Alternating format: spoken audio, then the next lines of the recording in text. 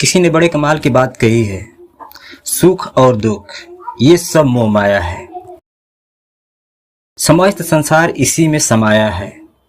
काल का कोई भय नहीं, एक दिन सबको मिट्टी में मिल जाना है। सुख और दुख के मोह माया में जो इंसान फंस गया उसे परमात्मा भी नहीं बचा सकते। नमस्ते दोस्तों, मैं एक्टिव राम बाबू। ये मेरी एक छोटी सी कथा है।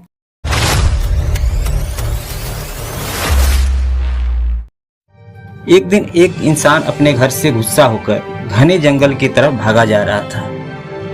रात का समय था, कुछ दिखाई नहीं दे रहा था। वह कुएं में गिर पड़ा। गिरते गिरते कुएं पर पेड़ का एक डाली उसके हाथ में आ गया। जब उसने नीचे देखा तो उसकी आंखें फट गई, क्योंकि उस कुएं में 4 अजगर थे। जिस पेड़ के डाली को वो हाथ से पकड़ा था, उस डाली को 2 चूहे कुतर रहे थे।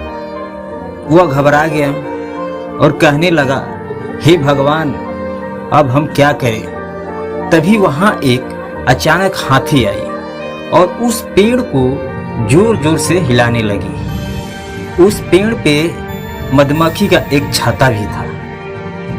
हाथी के पेड़ को हिलाने की वजह से मधुमक्खी उड़ गई। जब मधुमक्खी उड़ गई तो शहद के एक बूंद उस इंसान के मुंह में गया तो उसे बहुत आनंद आया।